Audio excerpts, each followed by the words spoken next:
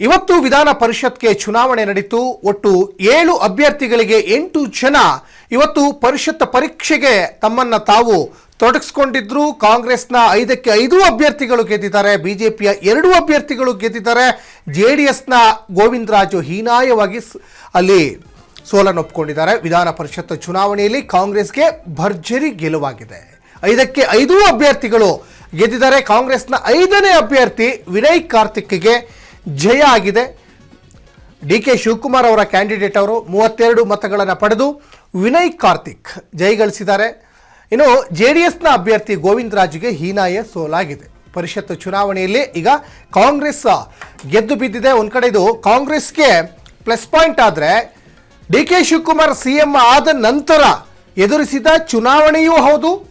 ಹಾಗಾಗಿ ಆ ಕ್ರೆಡಿಟ್ ಡಿ.ಕೆ. ಶಿವಕುಮಾರ್ಗೂ ಹೋಗ್ತದೆ. ಜೆಡಿಎಸ್ನ 7, ಬಿಜೆಪಿಯ 4 ಶಾಸಕರು ಅಡ್ಡ ಮತದಾನ ಮಾಡಿದ್ದಾರೆ. ಈ ಅಡ್ಡ ಮತದಾನದ ಬಗ್ಗೆ ಸಾಕಷ್ಟು ಚರ್ಚೆ ಆಗ್ತಾ ಇತ್ತು. ಬಿಜೆಪಿ ಜೆಡಿಎಸ್ ಶಾಸಕರಿಂದ ಅಡ್ಡ ಮತದಾನ ಆಗಿದೆ. ನೋಡಿ, ಬಿಜೆಪಿಯವರು ಅಡ್ಡ ಮತದಾನ ಮಾಡಿದ್ದಾರೆ, ಜೆಡಿಎಸ್ನವರು ಮಾಡಿದ್ದಾರೆ. 5ನೇ ಅಭ್ಯರ್ಥಿಯನ್ನ ಕಣಕ್ಕಿಳಿಸಿದಂತಹ ಡಿ.ಕೆ.ಶಿ ರಣತಂತ್ರವನ್ನು ಹೆಣೆದಿದ್ರು. ಈ ಚುನಾವಣಾ ರಣರಂಗದಲ್ಲಿ ರಣತಂತ್ರ ಬಹಳ ಮುಖ್ಯ ಆಗ್ತದೆ. ವಿನಯ್ ಕಾರ್ತಿಕ್ ಗೆಲ್ಲಿಸುವಲ್ಲಿ ಡಿ.ಕೆ. ಶಿವಕುಮಾರ್ ಸಾಕಷ್ಟು ಸಕ್ಸಸ್ ಆಗಿದ್ದಾರೆ. ಬಿಜೆಪಿ ಜೆಡಿಎಸ್ ಶಾಸಕರ ಅಡ್ಡ ಮತದಾನ ಅದು ಕಾಂಗ್ರೆಸ್ಗೆ ಬಲ ತಂದುಕೊಡ್ತು. ಕಾಂಗ್ರೆಸ್ನ ಅಭ್ಯರ್ಥಿ ಗೆಲ್ಲುವಲ್ಲಿ ಸಾಕಷ್ಟು ಅದು ಸಹಕಾರಿ ಆಯಿತು ಅಂತ ಕೂಡ ಗೊತ್ತಾಗ್ತಾ ಇದೆ. ಡಿ.ಕೆ. ಶಿವಕುಮಾರ್ ಇದು ಪರ್ಸ್ನಲಿ ಸಾಕಷ್ಟು ರಿಸ್ಕ್ ಅನ್ನು ತೆಗೆದುಕೊಂಡಿದ್ರು.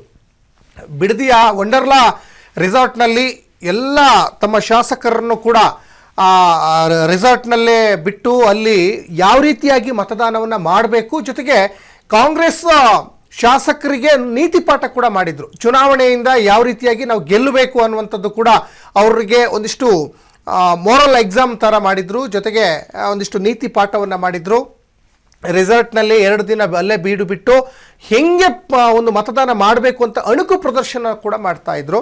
ಹಾಗಾಗಿ ಈ ಎಲ್ಲ ಈ ಗ್ರೌಂಡ್ ವರ್ಕ್ ಇದೆಯಲ್ಲ, ಅದು ಡಿ.ಕೆ. ಶಿವಕುಮಾರ್ ಅವರ ತಂತ್ರ, ಜೊತೆಗೆ ಚುನಾವಣೆಯ ಒಂದು ಈ ಗೆಲುವಿಗೆ ಸಾಕಷ್ಟು ಸಹಕಾರಿಯಾಗಿದೆ ಅನ್ನೋದು ಕೂಡ ಗೊತ್ತಾಗ್ತಾ ಇದೆ.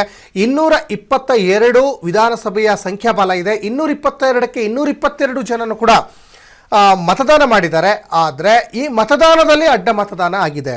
ಈ ಅಡ್ಡ ಮತದಾನ ಯಾರ್ಯಾರು ಮಾಡಿದ್ರು ಅಂದರೆ ಕಾಂಗ್ರೆಸ್ನವ್ರು ಯಾರೂ ಮಾಡಿಲ್ಲ, ಬಿಜೆಪಿಯವ್ರು ಮಾಡಿದ್ದಾರೆ, ಜೊತೆಗೆ ಜೆಡಿಎಸ್ನವ್ರು ಮಾಡಿದ್ದಾರೆ. ಇಲ್ಲಿ ಬಿಜೆಪಿಯ 3 ಜನ ಉಚ್ಚಾಟಿತ ಶಾಸಕರು, ಭಾಳ ಮುಖ್ಯವಾಗಿ ಎಸ್.ಟಿ. ಸೋಮಶೇಖರ್, ಶಿವರಾಮ್ ಹೆಬ್ಬಾರ್ ಮತ್ತು ಬಸನಗೌಡ ಪಾಟೀಲ್ ಯತ್ನಾಳ್. ಬಸನಗೌಡ ಪಾಟೀಲ್ ಯತ್ನಾಳ್ ಅವ್ರು ನೇರವಾಗಿ ಹೇಳಿದರು, ನಾನು ಬಿಜೆಪಿಯ ಅಭ್ಯರ್ಥಿಗೆ ಅಂದರೆ ಲಿಂಗರಾಜು ಪಾಟೀಲ್ಗೆ ನಾನು ಮತದಾನ ಮಾಡೋದು ಅಂತ ಬಹಿರಂಗವಾಗಿ ಪತ್ರ ಬರೆದಿದೆ ಅಂತ ಹೇಳಿದರು.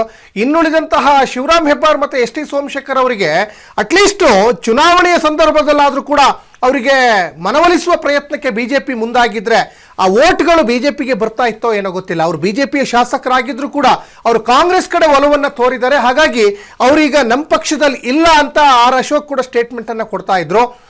ಈ ಎಲ್ಲ ಬೆಳವಣಿಗೆಗಳು ಬಿಜೆಪಿಗೆ ಒಂದು ಕಡೆ ನಷ್ಟ, ಜೊತೆಗೆ ಕಾಂಗ್ರೆಸ್ಗೆ ಈ ಒಂದು ಲಾಭ ತಂದುಕೊಡ್ತಾ ಒಟ್ಟಿನಲ್ಲಿ ಚುನಾವಣೆಯಲ್ಲಿ ಡಿ.ಕೆ.ಶಿ ಗೆಲುವು ಅಂದ್ರೂ ಕೂಡ ತಪ್ಪಾಗ್ಲಿಕ್ಕಿಲ್ಲ. ಡಿ.ಕೆ.ಶಿ ಮಾತಾಡಿದ್ದಾರೆ, ಬನ್ನಿ ನೋಡ್ಕೊಂಬರೋಣ. ನಾವು ಮುಂದಕ್ಕೆ ಹೋಗ್ತಾ ಇದ್ದೀವಿ, ನೀವು ಮುಂದುವರಿರಿ, ನಾವು ನಿಮ್ಮ ಜೊತೆ ಇದ್ದೇವೆ ಅಂತ ಹೇಳಿ ಎಲ್ಲ ಶಾಸಕರು ಕೂಡ ಇವತ್ತು ಅವರ ವಿಶ್ವಾಸವನ್ನು ವ್ಯಕ್ತಪಡಿಸಿದ್ದಾರೆ. ಯಾರು ಪಕ್ಷ ಭೇದ ಮರೆತು ನಮಗೆ ಬೆಂಬಲವಾಗಿ ನಿಂತಿದ್ದಾರೆ.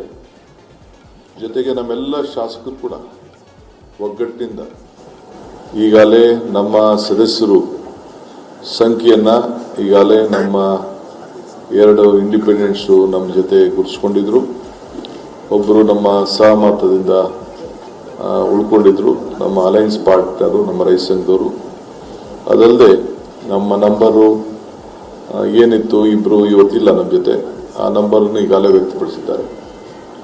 ಮಿಕ್ಕಿದ್ದೇನು ನಮಗೆ ಬೇರೆ ಬೇರೆ ಪಕ್ಷದವರು ಯಾರು ಕೊಟ್ಟಿದ್ದಾರೆ ಅಂತ ನಂಬರ್ ಕಾಣ್ತಾ ಇದೆ, ಅವರ ವಿಶ್ವಾಸಕ್ಕೆ ನಾನು ಮತ್ತು ರಾಜ್ಯದ ಜನತೆ ಪರವಾಗಿ ನಿಮ್ಮ ಭಾವನೆಯನ್ನು ನಾವು ಅರ್ಥಕೊಂಡು ನಿಮ್ಮ ಸೇವೆಯನ್ನು ಮಾಡಿಕೊಳ್ಳಿಕ್ಕೆ ಮುಂದುವರಿಸ್ತೇವೆ. ಈ ವಿಶ್ವಾಸ ಇದು ಜನರಿಗೆ ತಾವು ಕೊಟ್ಟಂತಹ ಶಕ್ತಿ, ಇದನ್ನು ಮುಂದುವರಿಸ್ತೀನಿ. ಇದಕ್ಕೆ ದುಡಿದಂಥ ಎಲ್ಲ ನಮ್ಮ ಕಾಂಗ್ರೆಸ್ ಪಕ್ಷದ ಶಾಸಕರಿಗೆ, ನಾಯಕರುಗಳಿಗೆ ಮತ್ತು ನಮ್ಮ ACC ಪ್ರಧಾನ ಕಾರ್ಯದರ್ಶಿ ಸಚಿವಾಲಯವರು ಮತ್ತು ಅವರ ಜೊತೆಯಲ್ಲಿ ಬಂದಂಥ ನಮ್ಮ ಸೆಕ್ರೆಟರಿಗಳು ಅವರೆಲ್ಲರೂ ಕೂಡ ಈ ಸಂದರ್ಭದಲ್ಲಿ ಅಭಿನಂದಿಸಿ, ಮತ್ತು ನಮ್ಮ ಪಕ್ಷದ ಕಾರ್ಯಕರ್ತರು ಕೂಡ ನಮ್ಮ ಶಾಸಕರು ಯಾರು ಕೂಡ ಯಾವ ರೀತಿ ಟ್ರೈನಿಂಗ್ ಅನ್ನು ಕೂಡ ಕೊಟ್ಟವರು, ಪ್ರತಿಯೊಂದು ಕೂಡ ಒಂದು ಓಟು ಕೂಡ ಡಿಫೆಕ್ಟ್ ಆಗಬಾರ್ದು ಅನ್ನೋ ದೃಷ್ಟಿಯಿಂದ ಬೇಕಾದಷ್ಟು ಎಲ್ಲ ನಮ್ಮ ಪದಾಧಿಕಾರಿಗಳೆಲ್ಲ ಕೂಡ ತಿಳಿಸಿದ್ದಾರೆ. ಅವರು ಕೂಡ ಈ ಸಂದರ್ಭದಲ್ಲಿ ಅಭಿನಂದಿಸ್ತೀನಿ. ವಿಶೇಷವಾಗಿ ನಮ್ಮ ಪಕ್ಷದ ಅಧ್ಯಕ್ಷರಾದ ಹರಿಪ್ರಸಾದ್ ಅವರು ಮತ್ತೆ ವಿಧಾನ ಪರಿಷತ್ಗೆ ಮರು ಆಯ್ಕೆಯಾಗಿದ್ದಾರೆ. ಅವರ ಜೊತೆಯಲ್ಲಿ 4 ಜನ ಪಕ್ಷದ ಕಾರ್ಯಕರ್ತರು, ಸಕ್ರಿಯ ಕಾರ್ಯಕರ್ತರು, ಅವರು ಕೂಡ ಇವತ್ತು ಅವಕಾಶ ಸಿಕ್ಕಿದೆ. ಸೊ ಇವತ್ತಿಂದ ನಮ್ಮ ನಂಬರ್ ವಿಧಾನ ಪರಿಷತ್ನಲ್ಲಿ ಎಷ್ಟಿದೆ ಅಂತ ಹೇಳಿ ತಮಗೆಲ್ಲ ಗೊತ್ತಿದೆ. ಸೊ ಎಲ್ಲರೂ ಕೂಡ ವಿಶೇಷವಾಗಿ ತಾವು ಮಾಧ್ಯಮದವರು ನಮ್ಮ ಮೇಲೆ ಅಪಾರವಾದಂಥ ವಿಶ್ವಾಸ ಇಟ್ಟು ಸಲಹೆಗಳನ್ನು ಕೊಟ್ಟು ನಮಗೂ ಕೂಡ ಸರ್ಕಾರಕ್ಕೆ ಬೆನ್ನನ್ನು ತಟ್ಟಿದ್ದೀರಿ.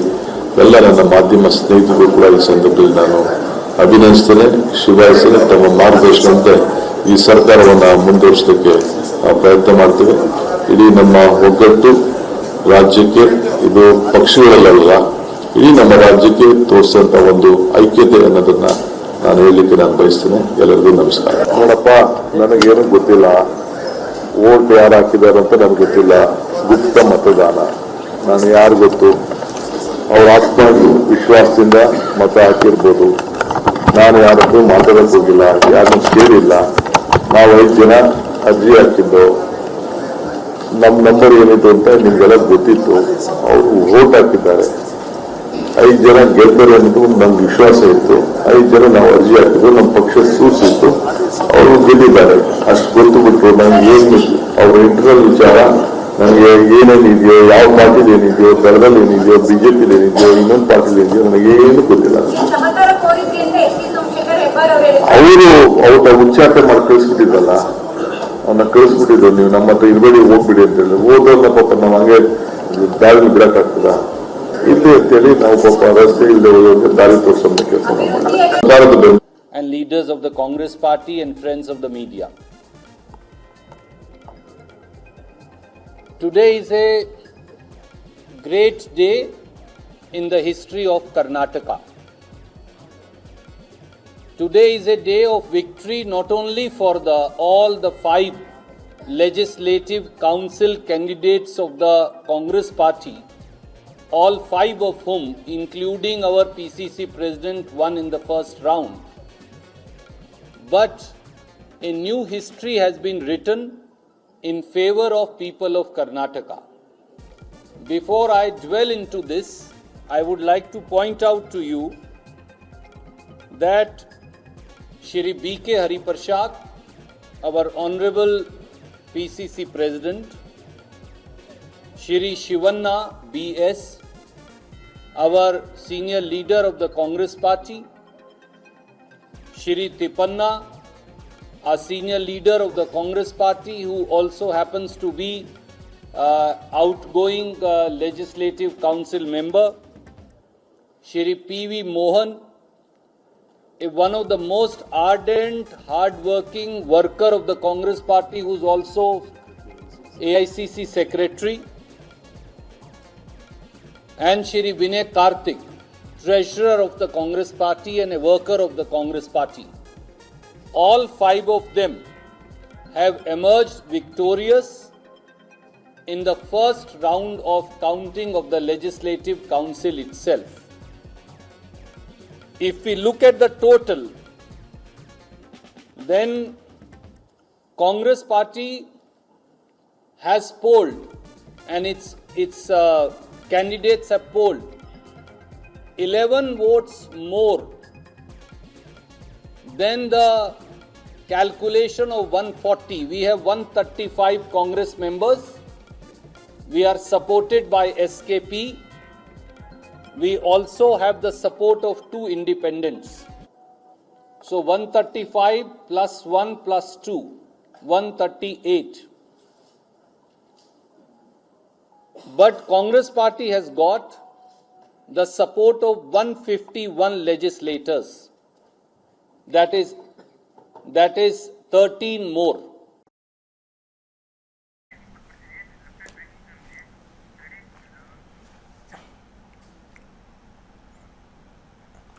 ವಿಧಾನ ಪರಿಷತ್ ಚುನಾವಣಾ ಫಲಿತಾಂಶ ಹೊರಬಿತ್ತು. ಕಾಂಗ್ರೆಸ್ನ 5ಕ್ಕೆ 5 ಅಭ್ಯರ್ಥಿಗಳು ಗೆದ್ದು ಬೀಗಿದ್ದಾರೆ. ಬಿಜೆಪಿಯ 2 ಅಭ್ಯರ್ಥಿಗಳು ಗೆದ್ದಿದ್ದಾರೆ. JDS ಅಭ್ಯರ್ಥಿ ಗೋವಿಂದರಾಜ್ಗೆ ಕೇವಲ 14 ಮತಗಳು ಬಿದ್ದವು.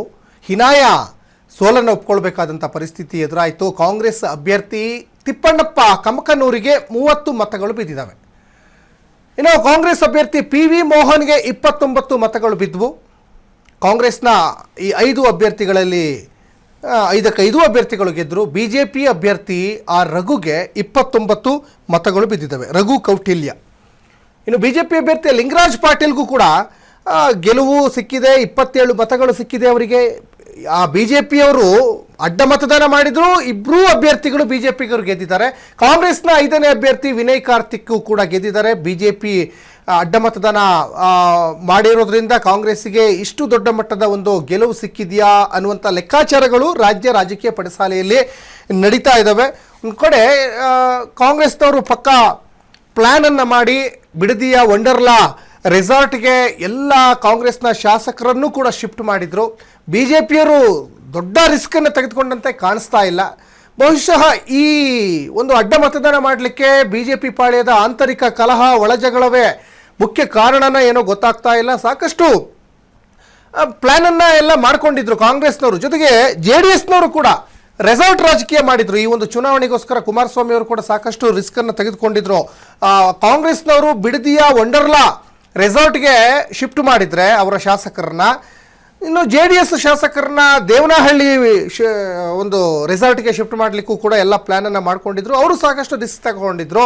ಈ BJP ಮಾತ್ರ ಯಾವುದೂ ಅಷ್ಟು ರಿಸ್ಕ್ ತೆಗೆದುಕೊಂಡಂತೆ ಕಾಣಿಸ್ತಾ ಇಲ್ಲ. ಹಾಗಾಗಿ ಈ ಅಡ್ಡ ಮತದಾನ ಪ್ರಕ್ರಿಯೆ ನಡೀತೋ ಏನೋ ಗೊತ್ತಿಲ್ಲ. ಇನ್ನು BJPಯ ಉಚ್ಚಾಟಿತ 2 ಶಾಸಕರು ಶಿವರಾಮ್ ಹೆಬ್ಬಾರ್ ಮತ್ತು ST ಸೋಮಶೇಖರ್ ಕೂಡ ಕಾಂಗ್ರೆಸ್ಸಿಗೆ ಹಾಕಿದ್ದಾರೆ. ತನ್ನ 2 ಅಭ್ಯರ್ಥಿಗಳಿಗೆ ತಲಾ 30 ಮತವನ್ನು BJP ಹಾಕಿಸಿದೆ, 30 ಮತ ಹಾಕಿಸಿದೆ. ಮೊದಲನೇ ಅಭ್ಯರ್ಥಿ ಲಿಂಗರಾಜ್ ಪಾಟೀಲ್ಗೆ 27 ಮತ.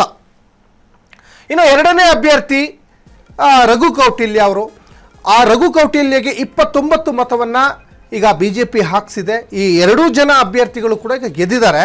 ಅಡ್ಡ ಮತದಾನ ಪ್ರಕ್ರಿಯೆ ನಡೆದರೂ ಕೂಡ ಈಗ ಒಟ್ಟು 7 ಜನರಲ್ಲಿ ಸೋತಿರುವಂಥದ್ದು JDSನ ಅಭ್ಯರ್ಥಿ, ಅಂದರೆ ಅವರು ಮೈತ್ರಿ ಅಭ್ಯರ್ಥಿಯಾಗಿ ಕಣಕ್ಕಿಳಿದಿದ್ರು ಗೋವಿಂದರಾಜುಗೆ ಕೇವಲ 14 ಮತಗಳು. ಆದರೆ BJPಗೆ ತನ್ನ 2 ಅಭ್ಯರ್ಥಿಗಳಿಗೂ ಕೂಡ ಒಂದು ಗೆಲ್ಲಿಸುವಲ್ಲಿ BJP ಇಲ್ಲಿ ಸಕ್ಸಸ್ ಆಗಿದೆ ಅನ್ನುವಂಥದ್ದು ಕೂಡ ಗೊತ್ತಾಗ್ತಾ ಇದೆ. ಈ ಅಡ್ಡ ಮತದಾನ ಪ್ರಕ್ರಿಯೆ ಬಗ್ಗೆ ಒಂದಿಷ್ಟು ತಲೆ ಕೆಡಿಸ್ಕೊಂಡಿದ್ರೆ ಆ ಒಂದು ಚಟುವಟಿಕೆ ನಡೀತಾ ಇತ್ತೋ ಇಲ್ಲೋ ಗೊತ್ತಿಲ್ಲ.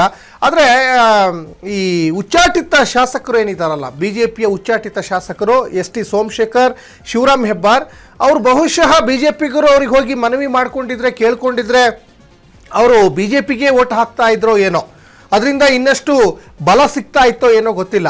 ಆದರೆ ಅಶೋಕ್ ಇರಲಿ, BJP ರಾಜ್ಯಾಧ್ಯಕ್ಷ BY ವಿಜಯೇಂದ್ರ ಅಷ್ಟು ತಲೆ ಕೆಡಿಸ್ಕೊಂಡಂತೆ ಕಾಣಿಸ್ತಾ ಇಲ್ಲ. ಅವರು ಕಾಂಗ್ರೆಸ್ನ ಕಾರ್ಯಕ್ರಮದಲ್ಲಿ ತೊಡಗಿಸ್ಕೊಂಡಿದ್ದಾರೆ, ಅವರೀಗ ನಮ್ಮ ಪಕ್ಷದಲ್ಲಿ ಇಲ್ಲ, ಈ ರೀತಿಯಾದಂಥ ಹೇಳಿಕೆಗಳನ್ನು ಕೊಟ್ಟರು. ಅಟ್ಲೀಸ್ಟ್ ಚುನಾವಣೆ ಸಂದರ್ಭದಲ್ಲಾದರೂ ಕೂಡ ಅವರ ಮನವೊಲಿಸುವ ಪ್ರಯತ್ನಕ್ಕೆ ಮುಂದಾಗಬಹುದಾಗಿತ್ತು ರಾಜ್ಯ BJP ನಾಯಕರು. ಆ ಪ್ರಕ್ರಿಯೆಗೆ ಮುಂದಾಗಿಲ್ಲ ಅಂತ ಕಾಣಿಸುತ್ತೆ. ಹಾಗಾಗಿ ಅವರು ಕಾಂಗ್ರೆಸ್ಸಿಗೆ ಓಟ್ ಹಾಕಿದ್ದಾರೆ ಏನೋ. ತನ್ನ 2 ಅಭ್ಯರ್ಥಿಗಳಿಗೆ ಈಗ ತಲಾ 30 ಮತವನ್ನು ಈಗ BJP ಹಾಕಿಸಿದೆ. ಮೊದಲನೇ ಅಭ್ಯರ್ಥಿ ಏನಿದಾರಲ್ಲ ಲಿಂಗರಾಜ್ ಪಾಟೀಲ್ಗೆ ಜೊತೆಗೆ ರಘು ಕೌಟಿಲ್ಯ, ಇವರಿಬ್ಬರಿಗೂ ಕೂಡ ಮತ ಹಾಕಿಸುವಲ್ಲಿ BJP ಸಕ್ಸಸ್ ಆಗಿದೆ. BJPಯ 2ನೇ ಅಭ್ಯರ್ಥಿ ರಘು ಕೌಟಿಲ್ಯಗೆ 29 ಮತ. BJPಯ ಒಟ್ಟು 3 ಮತಗಳು ಕ್ರಾಸ್ ವೋಟ್ ಆಗಿದೆ, ಅಂದರೆ ಕಾಂಗ್ರೆಸ್ಸಿಗೆ ಅದು ಓಟು ಹೋಗಿದೆ ಅನ್ನೋದು ಸ್ಪಷ್ಟವಾಗಿ ಗೊತ್ತಾಗ್ತಾ ಇದೆ. ತಮ್ಮ 2 ಅಭ್ಯರ್ಥಿಗಳಿಗೆ ತಲಾ 30 ಮತವನ್ನು ಹಾಕಿಸಿದೆ ಅನ್ನೋದು ಕೂಡ ಗೊತ್ತಾಗ್ತಾ ಇದೆ. ನೋಡಿ, ಈ ವಿಧಾನಸಭೆಯ ಸಂಖ್ಯಾಬಲ ಇರುವಂಥದ್ದು 222. ಕಾಂಗ್ರೆಸ್ಸು 135 ಶಾಸಕರನ್ನು ಹೊಂದಿದೆ, BJP 62 ಶಾಸಕರನ್ನು ಹೊಂದಿದೆ, JDS 18 ಶಾಸಕರು, ಇರೋದೇ 18 ಶಾಸಕರು. ಅದರಲ್ಲೂ ಸುಮಾರು 7 ಜನ ಕ್ರಾಸ್ ವೋಟಿಂಗ್ ಮಾಡಿದರೆ ಅದು ತುಂಬ ಮುಜುಗರದ ವಿಚಾರ. ಮತ್ತು ಪಕ್ಷದ ಮುಂದಿನ ಬೆಳವಣಿಗೆಗಳಿಗೂ ಕೂಡ ಅದು ಸಾಕಷ್ಟು ಕುಂಠಿತ ಆಗುವ ಎಲ್ಲ ಲಕ್ಷಣಗಳು ಕೂಡ ಕಾಣಿಸ್ತಾ ಇದೆ. ಅದ್ರ ಜೊತೆಗೆ ಈ ಸರ್ವೋದಯ ಪಕ್ಷ ಏನಿದೆಯಲ್ಲ, ಅದು 100% ಕಾಂಗ್ರೆಸ್ ಬೆಂಬಲಿತ ಪಕ್ಷ. ಅದು ಇನ್ನೊಂದು ಕಡೆ BJPಯಲ್ಲಿ ಪಕ್ಷೇತರ ಅಭ್ಯರ್ಥಿಯಾಗಿ ಕಣಕ್ಕಿಳಿದಿದ್ರು 2023ರಲ್ಲಿ ಜನಾರ್ದನ್ ರೆಡ್ಡಿ. ಅವರು KRPS ಅನ್ನೋಂಥ ಒಂದು ಪಕ್ಷ ಕಟ್ಟಿದ್ರು. ಅವರು ಆಬ್ವಿಯಸ್ಲಿ ಅವರು BJPಗೆ ಓಟ್ ಹಾಕಿರ್ತಾರೆ, ಅವರು ಅಗೇನ್ ಅವರು BJPಗೆ ಬಂದಿದ್ದಾರೆ.